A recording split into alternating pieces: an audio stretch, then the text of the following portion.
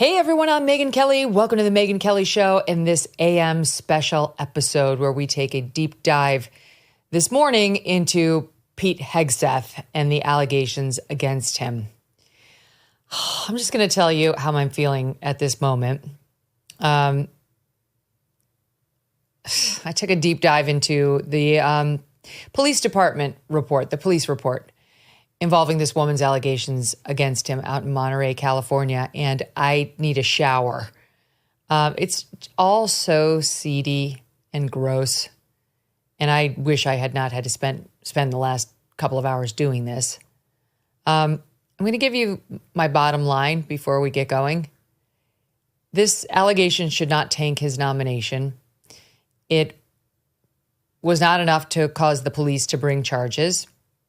They're not saying why, but obviously they thought they had proof problems because they would have brought the charges otherwise. And it's not fair to cost him a position like this based on an unsubstantiated accusation. It doesn't become more substantiated because it wound up in a police report, maybe slightly more because she's at least taking the risk of, potentially perjuring herself when she goes down this lane, but not much. But the whole thing is just so gross. And what it does show, like the parts that Pete admits, it's just kind of gross. I'm sorry. I'm going to be honest. It's just gross. And it's brought up Pete's, I guess, Achilles heel, which is his marital relationships. I mean, the bottom line is he's cheated on every wife he's ever had, and he's had many. He's had 3 wives. He's on number 3. And just got into the reporting about Pete, just FYI, so you know, he had a first marriage that ended after he had an affair with a female work colleague. Then, that was his first wife, Meredith Schwartz. She filed for divorce. He admitted to the infidelity, December 2008. Okay, that didn't work out. It happens. Then he moved on to his second wife, Samantha. They had 3 kids, and he cheated on her too, with a woman who worked on Fox and Friends, which we all knew at Fox at the time. And that second wife, Samantha, filed for divorce. The divorce filing is dated 1 month after Pete and this Fox News producer, Jen Roche, had a child. So he cheated on wife number 2 and got the affair partner pregnant, the affair partner being the Fox and Friends producer. That woman had the baby, and a month later, his second wife filed for divorce. That is the woman he's with now. He married Jen, the Fox and Friends producer. And she gave birth to their child in August. The second wife filed for divorce, I guess it would have been September of 17. And while Jen Roche was home with their newborn baby, Pete went to this conference in Monterey, California in October and admits to having sex with this woman he did not know who was his handler at the conference. Don't miss a moment. Subscribe to this show on YouTube and follow me on Insta, Facebook, and X. You know how much my family and I love our dogs, right? Yes, even my sweet Strudwick. I can't imagine life without them. They've got a great life, but some dogs are not so lucky. And this is why I'm so glad to tell you about Delta Rescue, the largest no-kill, care-for-life animal sanctuary in the world. They have rescued thousands of dogs, plus cats and horses too. They provide all their animals with shelter, safety, and most of all, love. And they've been doing it now for more than 45 years. Delta Rescue relies solely on contributions to stay open, and giving can bring tax benefits for you too. Speak with your estate planner about how you can grow your estate while helping these animals in need. And check out the estate planning tab on their website to learn more. We love our Thunder and Strudwick, but would like other dogs who need love to find it too. Visit deltarescue.org today to learn more. deltarescue.org. It's not good. Let's not kid ourselves. If I were a Democratic senator, I would kill him with this. I could, the cross-examination I would do at his confirmation hearing would be absolutely brutal. And it would include a posting he did online of himself and Jen, wife number 3, in November of 17, the two of them with their arms around each other, looking loving, and him posting grateful. Now, keep in mind, in this picture, Pete knows he's been accused by this woman of rape a month earlier, whom he admits he had sex with, while Jen, here on the right, was home nursing their baby, and wife number 2 had just left him, or just filed for divorce. It's not good, okay? There is no reason in pretending otherwise because we like Pete and his anti-woke stance and what he might do for the military. It really comes down to, does character matter for the guy leading the military? Does it matter for the commander-in-chief? Do Trump's moral failings stop him from being a good commander-in-chief? I don't think so. I mean, I just don't think, we're just not living in those days anymore. I voted for him, notwithstanding that stuff. But I'm not going to lie, you put it up close and personal in my face, and I think, like 1, you can understand things went wrong.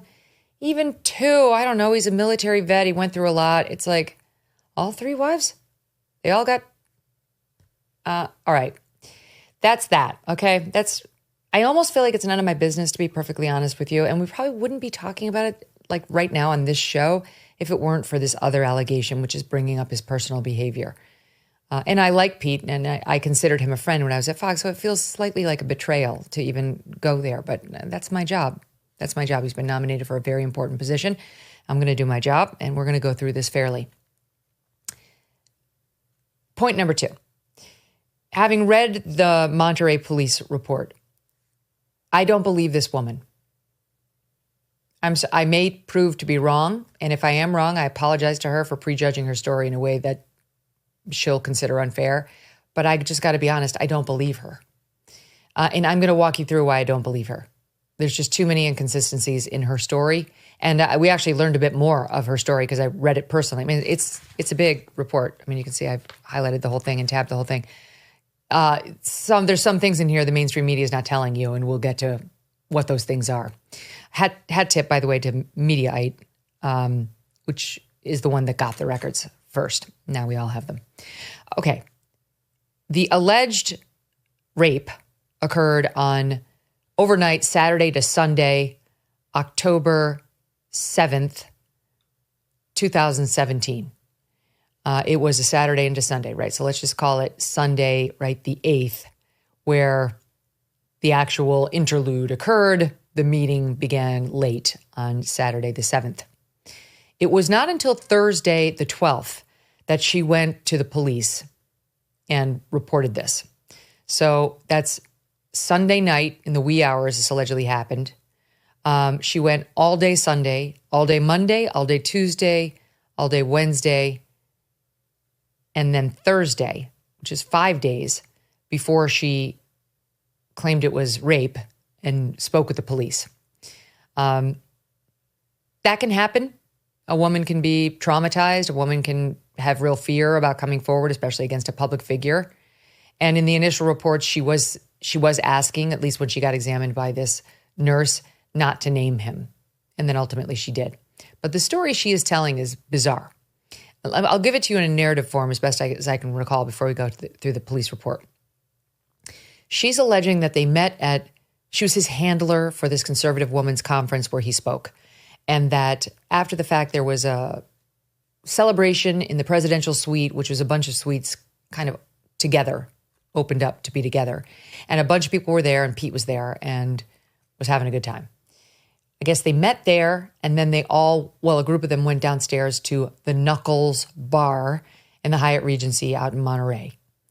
And she admits to having 1 glass of champagne, and I believe that's all. She was seen by multiple people there and on videotape later by police.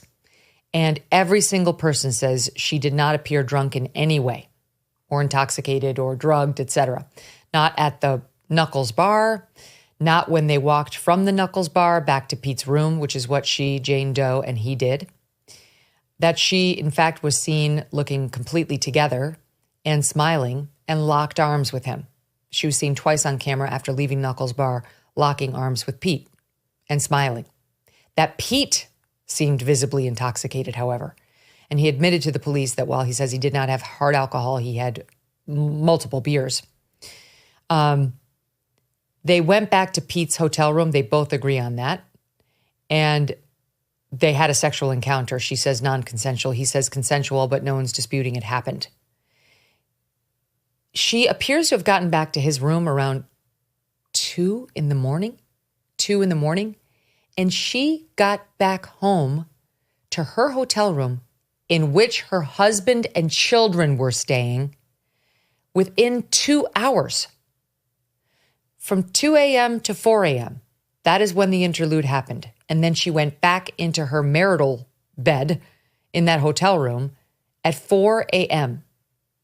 What she told the police and the nurse who examined her was that the whole night was spotty. She started to lose memory and that she believed she may have been drugged. When? Because you're on camera walking to his room and you seemed fine. More than that, there was some sort of an argument between the two of you. We don't know about what. She says it was over his, quote, treatment of women. He had been allegedly coming on to other women that night. At 1:30 a.m., that's what the police report says. 1:30 a.m., they were seen by the pool outside. This is in between Knuckles and his hotel room, having an argument so loud, 2 different hotel guests called security about it. They were confronted by security of some sort, and they would later describe her as seeming totally together and not in any way intoxicated. And Pete would later deny that he was belligerent in any way, and he doesn't appear to remember this exchange. Then right after that, they go back to his room. So clearly, if she'd been slipped a Mickey, as they say, there were absolutely no effects of it. At 1:30, when she was walking him, well, like when she left Knuckles, or at 1:30 when she was spotted by security and talked to by them. And she was home within 2.5 hours in her marital bed. And by the way, the husband told the police he did not think that she seemed, dizzy or stumbling or intoxicated. So it appears by most accounts, by all accounts, this woman was sober. I guess not all. Her own is that she was somehow drugged and doesn't remember anything. She doesn't remember anything? Like she doesn't remember when she seemed totally together, and other women who were her colleagues who saw her at Knuckles were like she was fine. At 1:30, she was fine. When she got home at 4 a.m., she was fine. When did he drug her? In no place here do they allege he gave her a drink back at his room. Maybe it happened. It's just not in here. Doesn't appear in this huge thing. Moreover, if she were drugged, the next morning you would expect she would be saying, oh my God, something happened to me. I don't know what it was. My memory's hazy. I went back to this guy's room. Very sketchy. Most women, I think, would go get a drug test. Now we know why no drug test was done during the sexual assault exam, because she didn't go until days later. She didn't go right after. And in fact, what she did was attend more conference events, and she was seen at those conference events, and an eyewitness said she seemed perfectly fine, not even hungover. Now, none of that supports her story. None of that supports her story. What Pete says is that they went back to the room. She was the aggressor. They were in his room. He didn't totally understand why she wasn't leaving. She was not the target of his affections earlier in the evening. He admits there might have been another woman he was looking at, which jibes with some of the Accuser story that he was putting his hands on the leg of somebody who didn't want it. But he said he had never considered Jane Doe as a target of his affection. And then there she was in his hotel room, and he thinks it's coming on to him. And that the next thing he knew, they were getting together. And he says every step of the way, while there were protestations between both of them of, we shouldn't be doing this, and now we know why, Pete had another woman, his girlfriend, the mother of his newborn baby back in New York, and she had her husband down the hall. Despite that they proceeded anyway and were, moving forward intimately. He remembers the talk about her asking if he had a condom, and he said no, and we don't have to go forward if that's a problem for you. And she said it's not a problem. That they did not culminate the act, shall we say, in the fashion that would be more likely to create a baby. I'm trying not to go R-rated on you. but that he did sort of the old-fashioned method of withdrawal. Forgive me, this is raunchy. And there's some pieces of this story that jibe too, where she says she remembers his dog tags when she was looking up at him, and he admitted to the police he was wearing his dog tags. He says he remembers her saying, "I'm going to tell my husband that I fell asleep in a coworker's room." And that has a ring of truth to me, right? Like that if she were having an affair with this guy, this unexpected interlude, she'd be in a panic. He said to the police he could sense early signs of regret. Hello, I'll bet. And that has the ring of truth, that she was in a panic, that she came up with a lie to tell the husband, and that she left within 2 hours of walking into that room.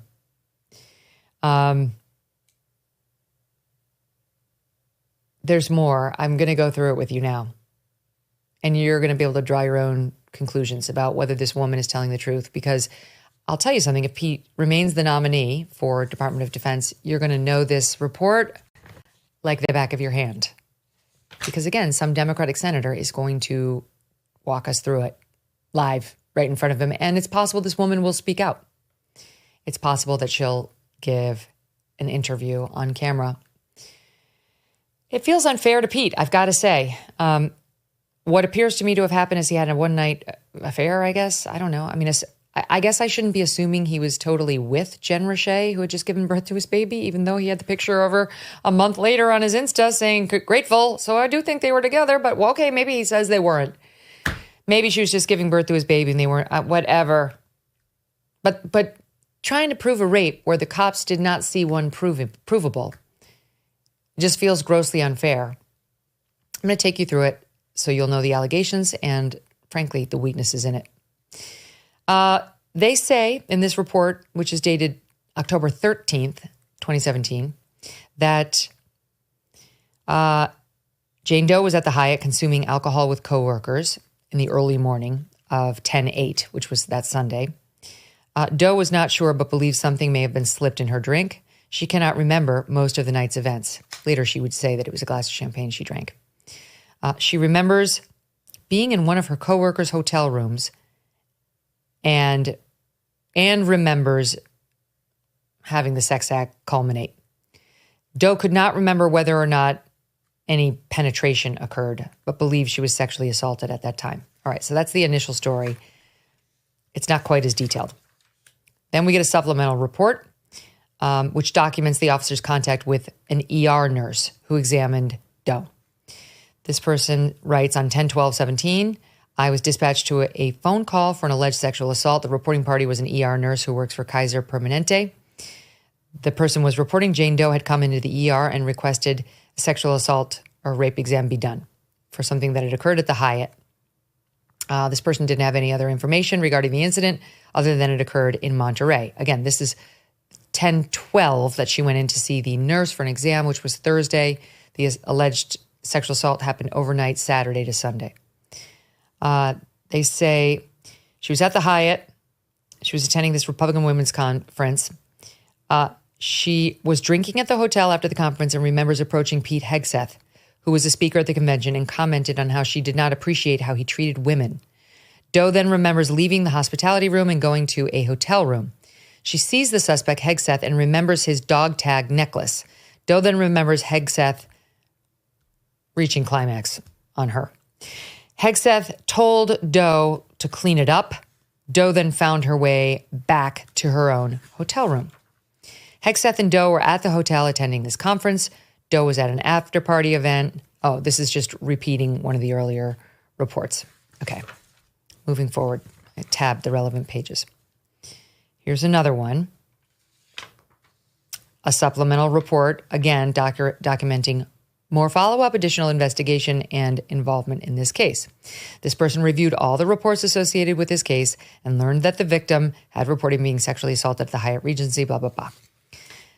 They go over it. Jane Doe stated she had consumed a small amount of champagne at the after party. Jane Doe does not remember drinking hard alcohol. Jane Doe stated Hegseth was at the after party. Several people had attended the after party. and people were coming and going from suite to suite. Jane Doe stated most of the members wanted to talk to her because she was an advocate and was very busy talking with members of the Federation. Jane Doe stated she remembered going to the Knuckles Sports Bar. Knuckles Sports Bar is attached to the hotel. She was with a group of women when she attended the bar. She stated that's when things got fuzzy. Okay. That's when things got fuzzy, she says. You're going to hear testimony that nobody saw her looking anything close to intoxicated at any point after this, and they did look, and there was videotape. So now she's saying things got fuzzy at Knuckles. She remembered being at the bar with so-and-so and so-and-so, and Hegseth was also there. By so-and-so, the names are blacked out. Jane Doe remembered being handed one drink by the bartender, but does not remember how many alcoholic beverages she had. Okay, we don't know. All she can tell us for sure is a glass of champagne and no hard alcohol. Jane Doe said she had consumed much more than normal alcoholic beverages throughout the day. I think as the whole day went on. She's the only thing she remembers about that night was the champagne. She stated that she observed Hegseth acting inappropriately with the women at the conference, that he would rub the women on their legs, and she thought it was inappropriate. She had texted blank, we think this is her husband, that Hegseth was giving off a creeper vibe. Might not be her husband, might have been her friend for that particular text. The women thought Hegseth was dreamy, not her, but women she was observing, and wanted pictures with him. Jane Doe stated she had also taken a picture with him earlier in the day. She stated she remembered walking out of the bar and assumed Hegseth followed her because she argued with Hegseth near the pool. The argument was about Hegseth's actions with the women at the conference. She remembered Hegseth telling her he was a nice guy. Already, this is very strange. I mean, I've been to a million of these. I've been the guest speaker at a million of these. And your handler does not argue with you over your behavior. Granted, my behavior's never been even close to untoward. But this is already overly personal on her part. On her part. What position is she in to start lecturing Pete Hegseth about he's a grown man. She's not his mommy for the night. At best, she's the person who makes sure he gets into his hotel room safely, but even that's weird. Again, I've had handlers at all these events. They do not make sure you get into your hotel room. The only person who does that for me is Abigail Finan because she knows I'm basically a nomad without her. She will make sure I get from A to B. It's like I'm like a toddler without her if she's there. If she's not there, I'm a grown-up and I know what to do. But in her presence, she's so much more confident than I am. Anyway, it's very strange to have a stranger have this kind of power and control over a grown man, a military vet, a combat vet. What's happening here? And then arguing with him over the way he touched somebody's leg inappropriately? What the F? She stated the next memory she had was when she was in an unknown room. She's all fuzzy. She remembers nothing. She got fuzzy back at Knuckles. Then there was an argument. Then she remembers being in an unknown room. She said she did not know where she was or how she got to the room. She can't remember how she got there now? Hegseth was in the room with her. Jane Doe remembered having her phone, and Hegseth inquired to whom Jane Doe was texting. Hegseth took her phone from her hands.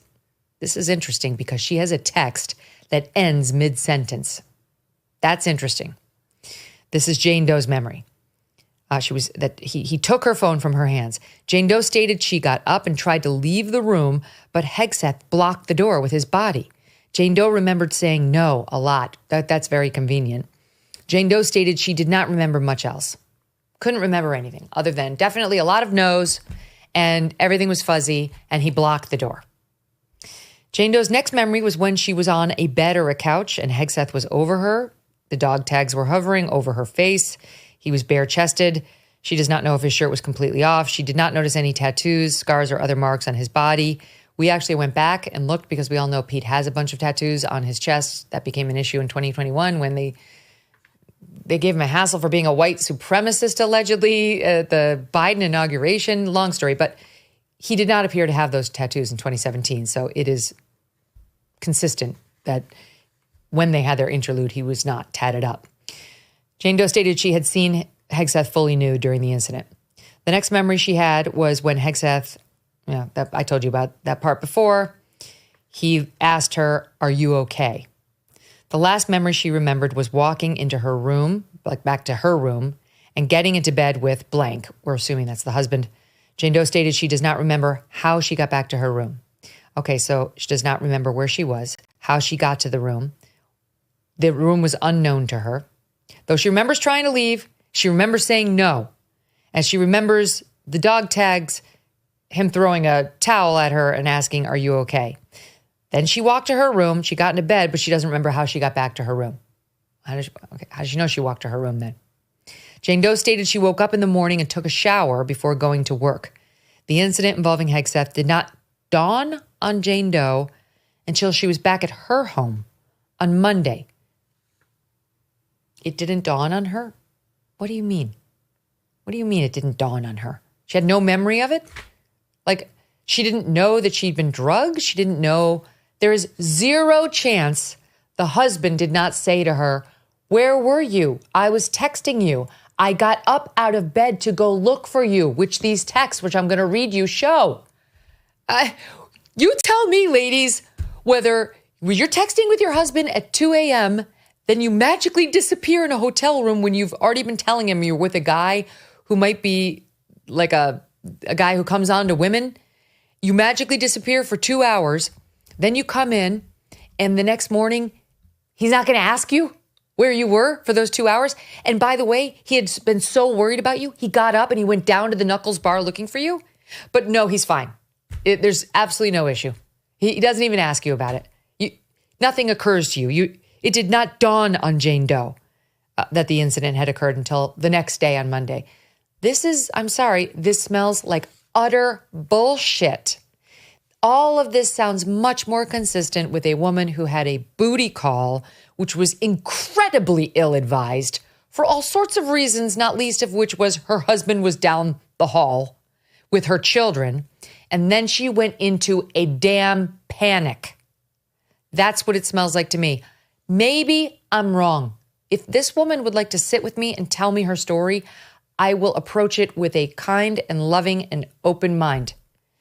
As I have every woman who's made accusations like this in my space and on my show. And I will ask her these tough questions gently and appropriately, but they will get asked. And she has that open invitation. Okay, so here we are on Monday when the incident is now occurring to her. Now she realizes she had sex. Oh no, now she had sex with blank. Now we think blank is her husband, who doesn't get named by name in this whole thing. I mean, let's hope. Otherwise, this whole thing took a really weird turn that wasn't highlighted appropriately. The sexual encounter with blank triggered her memory of the incident with Hegseth. Jane Doe stated that she used a condom when she had sex with blank because blank. We don't know why she used a condom with her husband, and that's who I'm assuming this is. 4 days later, on Thursday night, 4 days after that Monday, Jane Doe went to the hospital because she believed she was sexually assaulted by Hegseth. Okay, my head hurts. My head hurts. Is your head hurting yet? The husband allegedly didn't press her on where she was. She didn't remember anything about the incident when they woke up on, later that morning on Sunday. She went to the conference and was seen by others looking fine and not hungover. She goes home with the husband on Monday. She has sex with the husband. Again, a presumption. They use a condom. Why? There's some long explanation that's been blacked out. It doesn't seem like that's their norm. And then as they're having sex, it comes back to her that she was sexually assaulted by Hegseth. And then she waits from that Monday morning 4 more days to go in and report it, to go to the hospital. I believe she and the husband were arguing about this for the whole week, and that the husband suspected her, and that it got to the point where she had to, quote, prove to him by doing this. And so she went to the hospital. That's a guess. It's Megyn Kelly's supposition, not proven in here. But this story doesn't make sense otherwise. She realized on Monday she'd been sexually assaulted, and she sat there. Like on Monday, there still could have been evidence on her. Even though she'd taken a shower, you never know. Go. Why wouldn't you go in? why would it take those 4 days? There's no explanation for, in her version, why it took so long. In her defense, I guess you're wrestling with the fact that this is a very well-known person. You're going to unleash a shitstorm in his life and yours. So he said, she said, she's anticipating, and she doesn't want the fight. None of that's in here, though. None of that's in there. So she goes in for the exam. Jane Doe stated that she had been showering daily in between the alleged sexual assault and the Thursday when she got to the hospital. She stated that she had, forgive me here, graphic vaginal discharge and was diagnosed with bacterial vaginosis. Then the nurse says, based on my training, I know that BV can be caused by having multiple sex partners or having a new sex partner. While at the hospital, Jane Doe had the clothes that she wore on 10/7 and appears to have given them to the police department. They had not been washed prior to giving them over. Then they conducted the sexual assault exam. I advised Jane Doe of her rights as a victim. I asked Jane Doe if she had the text messages between herself and I think her friend or her husband, somebody. She said she did, and she'd send them to me. Asked her if she had a copy of the photo she took with Hegseth. She said she did, and she would send it to me. Okay. Now we have multiple pages of text messages. And it's frustrating because we don't know who these are between. Obviously, Jane Doe is on one half. It looks like it looks like her husband's on the other end of these. But, take it with an asterisk because they've blacked out the name. Okay. The following text messages were between blank and Jane Doe. And this one's dated 8/7/2017. So this is the wee hours of Sunday after the alleged, or during the alleged assault. This is clearly the husband calling her. 3:40 a.m. missed call. 2:56, I read them in reverse order. 2:56 a.m. missed call. 3:40 a.m. missed call. We know from later in the reporting, she gets back home to her hotel room with him around 4. So she gets back. I guarantee you the guy was still up. Something is not right about the way they've told this story. Okay. Moving on. This is earlier in the evening now. All right, with the husband, I think. And one of the reasons we think it's him is there's a text in which he says, it's okay. And my wife, how are things there? So he's calling her my wife. This is one of the reasons we think it's the two of them. She says crazy. He writes, still, there's not even any decisions being made. She responds with something that's been blacked out. He writes back, oh, boo. Well, at least everyone loves you. She wrote, it's exhausting. Do you know Pete Hegseth? This is earlier in the evening. Writes back, name sounds familiar. Who is he? She writes, he's a Fox contributor. I guess he does Outnumbered and Fox and Friends. Anyway, our ladies are freaking drooling over him. Oh, okay, responds the husband. He is TDB Light, mini TDB. Do not have any idea who that is or whether we're supposed to know who that is. Maybe it's some creep in their real life who they don't like, because he responds, oh, you mean the man who tried to have sex with my wife? Not a good first impression for Pete. I mean, honestly, what a chilling response by the husband, given what would happen later that night. His radar were up immediately just from the way she texted him. And your instincts were spot on one way or the other, my friend. And she responded, right. Then she sent him a picture of Pete giving his remarks. Then she writes, he doesn't look even remotely familiar, but apparently all the women know who he is. And he responded, all the women watch Fox nonstop. At my worst, I never came close to that. And she wrote back, he wears a ring on his pointer finger. It creeps me out. Ew, responds who we think is the husband. She writes, he talks pretty, though. I'm going to be here all night. It's awful. In the Arena, book by Pete Hegseth. He responds, God, they're all the same. She responds, ha, ha, ha. The whole next segment is blacked out, blacked out, blacked out. Then she writes to him, your male species I can't understand. He responds, of course you can. We want your vaginas. You just don't like it. Okay. Starting to feel more sympathetic toward the woman's desire to stray. What? I'm sorry. Just kidding. But that's a ridiculous thing to say, sir, and kind of gross. She responds accordingly with, ew. And he responds with, exactly.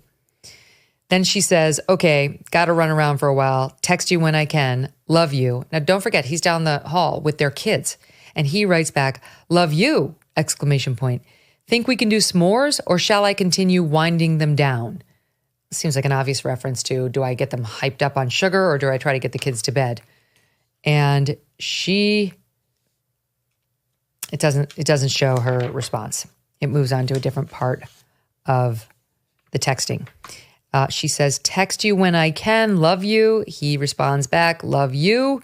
Then later she writes, Pete just ended. He writes, okay, and then sends her a heart. She sends back a winky face and writes, we are on our ways and means now. He writes, and then she writes to him, hi, baby, still at blank party. How's it going there? I sincerely hope you are sleeping. Now, there's no timestamp right above this, but right below it, it reads Sunday, 12:35 a.m., I think. It's very hard to read. It's like so faded. Looks like 12:35. 12:15 or 12:35. Can't totally tell. A.m. though. All right, so it's just after midnight. And she's texting him, hi, baby. Right before 12:25, she texts, hi, baby, still at party. How's it going there? I sincerely hope you are sleeping. I'm still at the little party. They're going strong. And then no response. And at 12:15 or so, she writes to him again. Okay, well, I love you so much. I'm headed to the bar with the conservative women's crew ladies. Missing you. And then he responds, hi, beautiful. I did fall asleep, but woke up. Have fun. Love you so much. Oh, poor guy. Then she responds, OMG, I have so much to tell you. And he responds with a smiley. Then she writes, this Pete dude is a TBD tool. Uh-oh, he writes back. How's that? She writes, I'll tell you about it when I get back, hopefully soon. He writes a heart and then adds, holy smokes, lady. I don't remember the last time you were socializing at nearly 2 a.m. Nearly 2 a.m. She responds, ha, ha, ha, I know. I got to make sure that foe, F-O. And then it ends. He writes, that foe? Doing okay? My love? Worried about you. You see what's happening here? It's 2 a.m. The husband's saying, what are you doing out this late? You're never out this late. And she writes back, ha, ha, ha. Yeah, I'm out. I got to make sure. And then the text drops, which does correspond potentially to her saying Pete took her phone. And I think we know why. And I think she wanted the phone to be taken. That's how this smells to me. You're going to find out later that the husband got up and went down to Knuckles.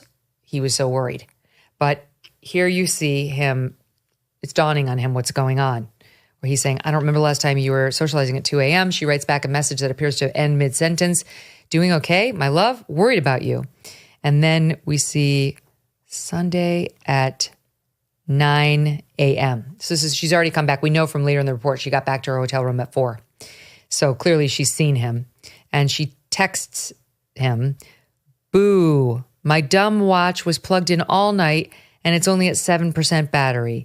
I hope there's nothing wrong with it. And he writes back, uh-oh, me too.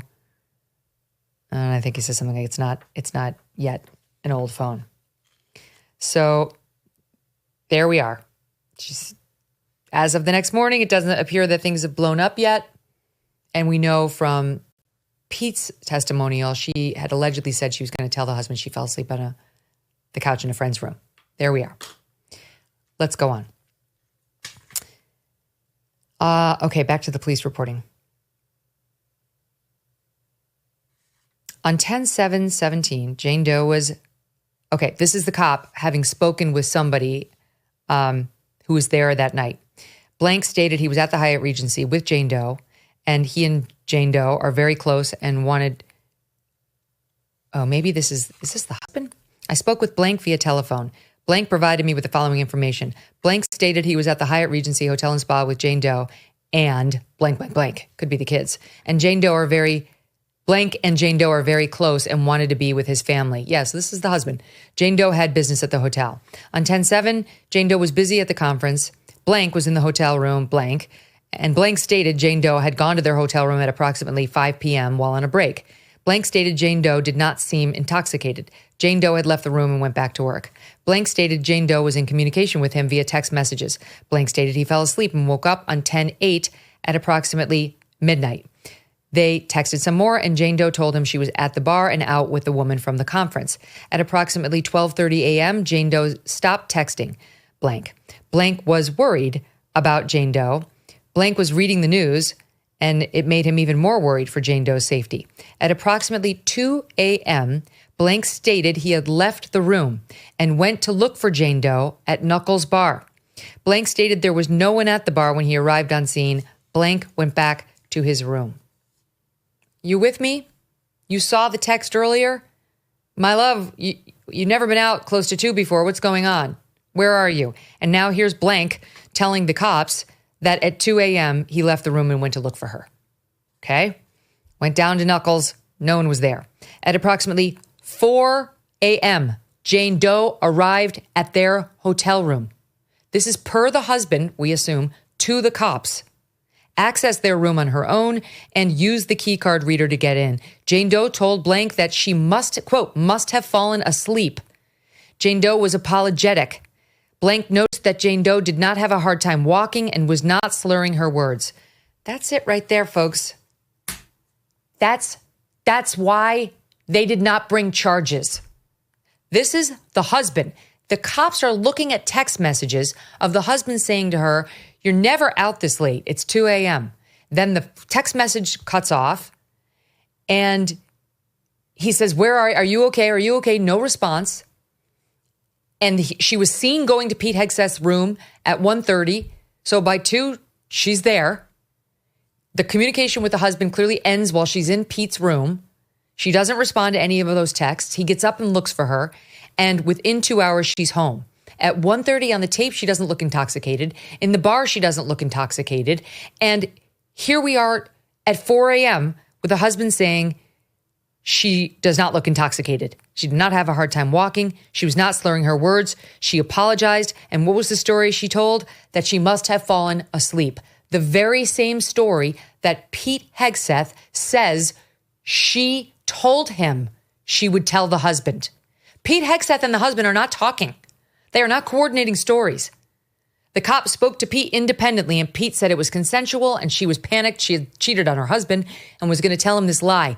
They're simultaneously talking to the husband, who says she came in, she didn't look drunk. That's my interpretation of him saying didn't have a hard time walking, was not slurring, and tells him she must have fallen asleep. The very same lie that she told Pete she would tell. That's it. I'm sorry. This woman was not raped. This is a bullshit accusation. On Wednesday, 10/11, Jane Doe told Blank that she was sexually assaulted. Jane Doe did not tell Blank many details. I mean, so now we come back Sunday morning, everything's fine, and she goes to the conference, and the husband, I don't know what he knew at that point. Monday morning, they're back home, they have sex, and she asked him to use a condom. We don't know why. By Wednesday or Thursday, at least, she's got some sort of issue going on down south in Rio that later gets diagnosed as BV, which you can get when you have sex with a new partner, says the nurse. And on Wednesday, the day before she goes to the exam, and by the way, it was on Monday that it all come back to her. Remember? She had sex with the husband and it came back to her. What happened? But it wasn't until Wednesday that she tells Blank, who we think is the husband, that she was sexually assaulted. Did not tell Blank many details. I'll bet. This is the cop. On 10/18, that's Thursday now, I spoke with Jane Doe via telephone. She told me that she had additional info. Jane Doe stated she remembered asking Hegseth if he had a condom when the incident occurred. Jane Doe stated she has been suffering from nightmares and memory loss since the incident. I mean, memory loss? I'll bet. Like, when you tell a story this big of a whopper, if it's not true, you can't be pinned down on the details. You're going to get caught.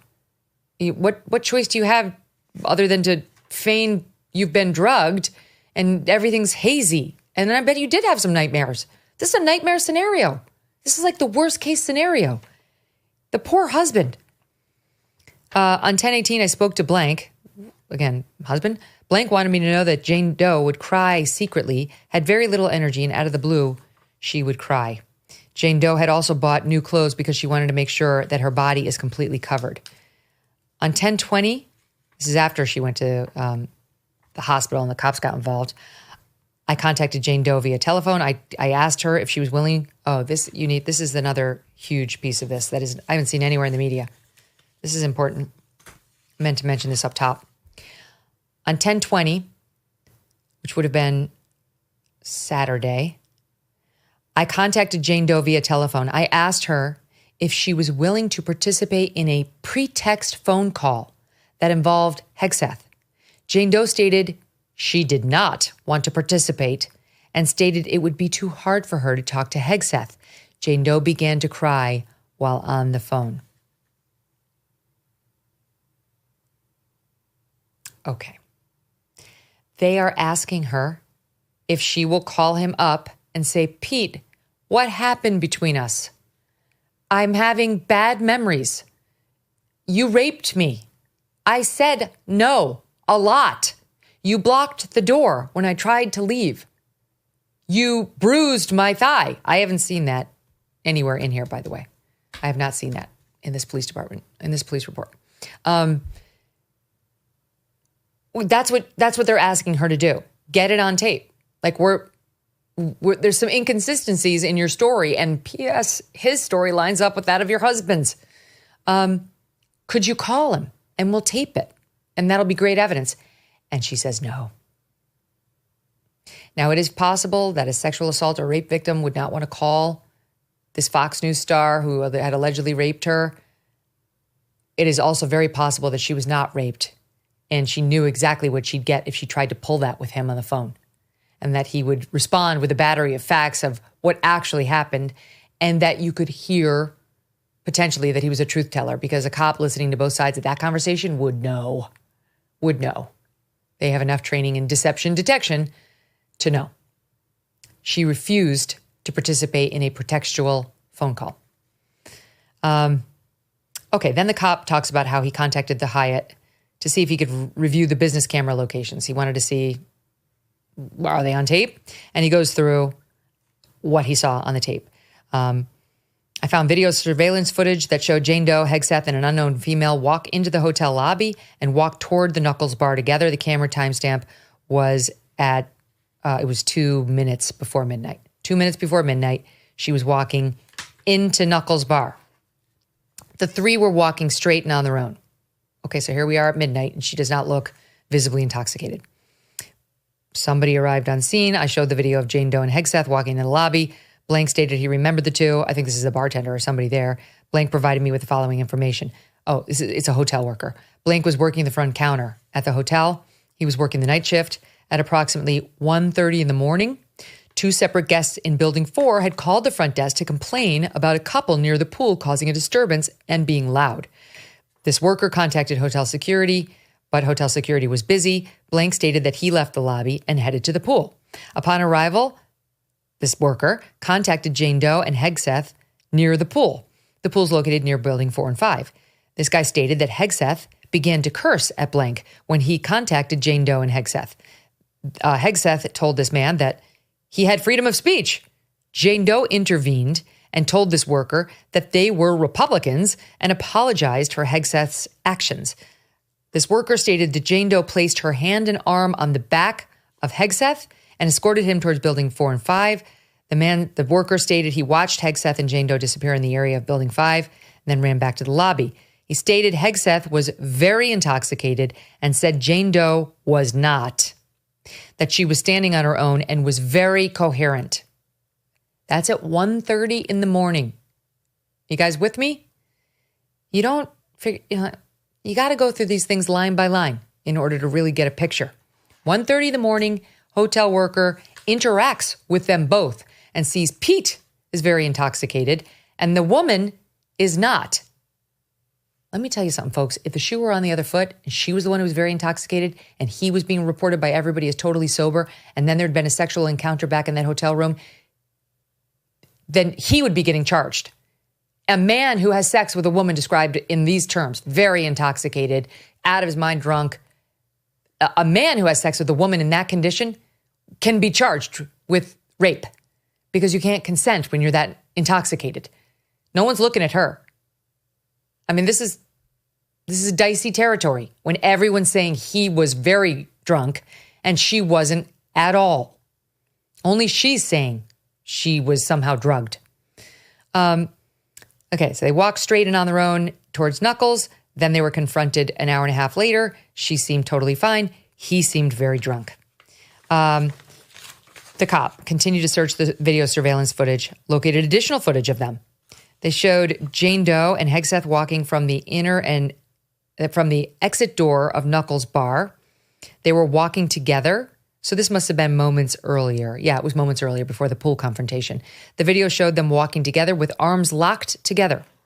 Hegseth seemed to be talking. Jane Doe was smiling. Both did not have an unsteady gait. Hegseth and Jane Doe are seen walking out of the lobby, still arms locked, and headed toward the pool. The timestamp was 1:15 in the morning. That makes perfect sense. They left the bar. They were chummy. They were locked. What handler of yours have you ever locked arms with as they get you back? Even Abigail Fine and I do not lock the arms to get you from A to B. And she's smiling. She seems like she's having a time. I guess this is before their fight about his inappropriate behavior with other women that was so loud. 2 hotel guests called the front desk to complain. But in any event, they're smiling, they're locking arms, and there's not a report of her looking unsteady. So both do not have an unsteady gait. Weird choice of grammar there, but you get the picture. That was at 1:15 in the morning. Okay, on 10/20/17, I contact blank. It's very frustrating not to have. There's so many blanks. I think you're following along with me. But I contacted somebody else via telephone. Jane Doe had provided me with this person's contact and had advised that this person was at the bar with Jane Doe. And this new person gave me the following info. It's a woman, so let's just say woman 1. She knew Jane Doe. She was apparently a member of the group. She heard Hegseth. She stated the conference had an after party. She remembered witnessing Jane Doe consume a glass of champagne and some vodka at the after party. She stated Jane Doe did not seem intoxicated, but had a buzz. She stated a group of people went to Knuckles' bar at the after the after party. Part of the group included Jane Doe and Hegseth. Stated Jane Doe and Hegseth were in their own group of conversation while at Knuckles' bar. Witnessed Jane Doe and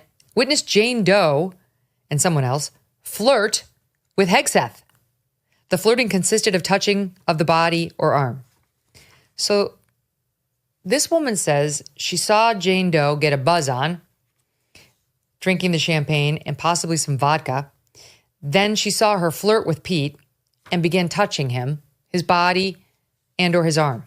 This would have been before she was seen locking arms with him and walking to his hotel room where she had the text with her husband. She did not know if Jane and Hegseth left the bar together. She saw Jane have one alcoholic beverage at the bar. Well, which is it? One, a champagne plus a vodka, or just one? She stated Jane Doe did not seem intoxicated to a point where she would not be able to care for her own safety.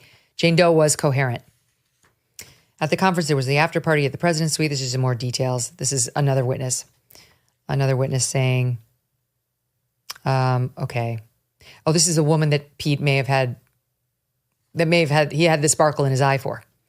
She's saying she was at the bar during her conversation with Hegseth. He placed his hand on the knee, made it clear that his hand on her knee was not acceptable despite the touching. This woman stated she was not uncomfortable, but stated Hegseth had invited her back to his hotel room. This is not Jane Doe, it's another woman. She politely declined. She gained the attention of Jane Doe and had Jane Doe become a crotch blocker. A crotch blocker is a street term used to describe someone's actions used to prevent someone from having sex. In other words, distract him, please get him away from me. By having Jane Doe join this conversation, this woman was hoping that Jane Doe's presence would detour Hegseth's attempt to have sex with her. The bar began to close. This woman left the bar. The woman stated a group of people left the bar together. She did not know if Jane Doe and Hegseth were amongst the group of people. She stated she did not pay attention to Hegseth and Jane Doe when she left the bar. She stated that Jane Doe did not look or act intoxicated when she last had contact with Jane Doe. So now we've had how many witnesses say that? This woman who he was targeting, another random woman, the hotel desk guy, the videotape, surveillance. Nobody's seeing anybody who looks intoxicated or drugged in any way. And then this woman says later that morning when they were all at the conference, she attended the conference and saw Jane Doe. Jane Doe did not seem any different than she was normally. She was her normal self. Jane Doe did not act like someone who was hungover.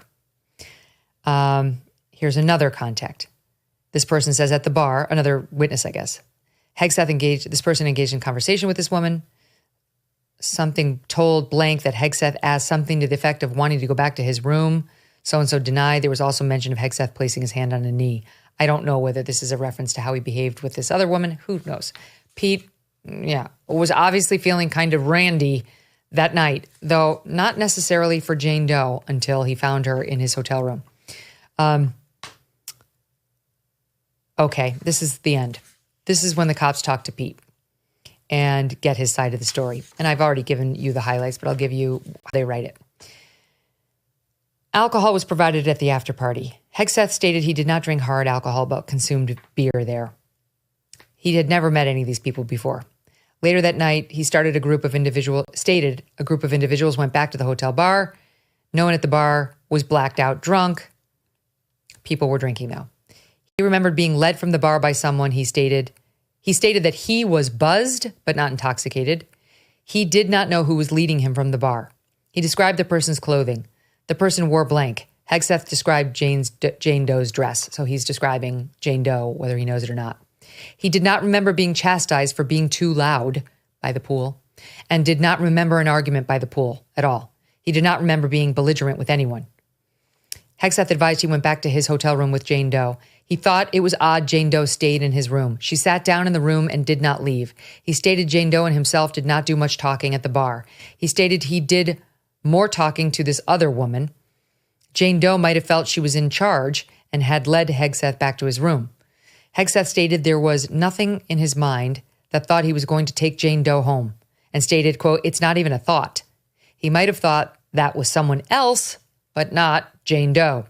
Hegseth stated he was confused by Jane Doe staying in his room. While in his hotel room, he stated things progressed between himself and Jane Doe. The interaction between the two of them was consensual. Hegseth stated there were a couple of times he made sure she was comfortable with what was going on between them. He stated there was, quote, always conversation and, quote, always consensual contact between the two of them. He stated the engagement between the two of them was mutual. They both would stop and say, quote, "We shouldn't do this," but things consensually continued. He advised that she asked him if he had a condom. He told her he did not. He told her they could stop if that was a problem. Jane Doe said, no, it's not a problem. Hegseth stated he did not want to get anyone pregnant. I'll bet. Hegseth stated he had sex with Jane Doe. The sexual positions were, missionary style, and then she was on top. Forgive me, it's in the report. Hegseth stated he wore dog tags. Again, this corresponds with pieces of her report. Stated that, I gave you this part on how it finished. After the sexual act, he stated it was very early in the morning and there was a very clear conversation with Jane Doe. She stated she would tell her husband she had fallen asleep on a couch in someone else's room. She had fallen asleep on a couch in someone else's room. Hegseth continuously asked Jane Doe if she was okay because he did not want her to get in trouble. He told her she did not have to worry about him saying anything.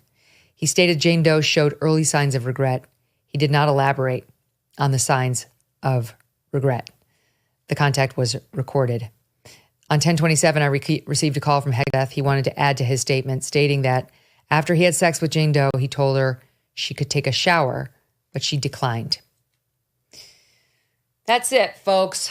There you have it. The seedy tale of Pete not being the best husband, but probably not being a rapist. No. I can see entirely why the cops did not want to bring this charge and why the woman did not want to participate in the pretextual phone call and why Pete's story lined up with her husband's story. The husband said he was told she had fallen asleep on a friend's couch, and that's what she told Pete that she was going to say. That's it. You've heard enough. I think you know what I know. I'd love to have your opinions. Just tell me. Tell me what they are. I got nothing more to say. I don't know. I want to hear from you. I've talked enough. The email's Megyn, Megyn, at megynkelly.com. Very grateful to all of you for tuning into this show. Really appreciate it. We're back later today. We'll see you then. With the holidays approaching, here's a gift to make your loved ones feel special. Cozy Earth. This year, wrap your family in ultimate comfort and enjoy peaceful nights, starting with the right sheets. Cozy Earth's bamboo sheet set offers everyday luxury everyone will love. It's the gift of unparalleled comfort, making every night a serene escape. For holiday PJs, Cozy Earth's women's bamboo pajama set and men's pajamas are must-haves. They're stylish, super soft, and perfect for cozy mornings or lazy evenings by the fire. What sets Cozy Earth apart? Their temperature-regulating fabrics keep you cool and cozy. Plus, they offer a 10-year warranty, so these gifts will last for many holidays to come. Wrap the ones you love in luxury with Cozy Earth. Head to cozyearth.com/Megyn and use my code Megyn for up to 40% off. Just go to cozyearth.com/MEGYN, and if you get a post-purchase survey, tell them you heard about Cozy Earth from Megyn Kelly.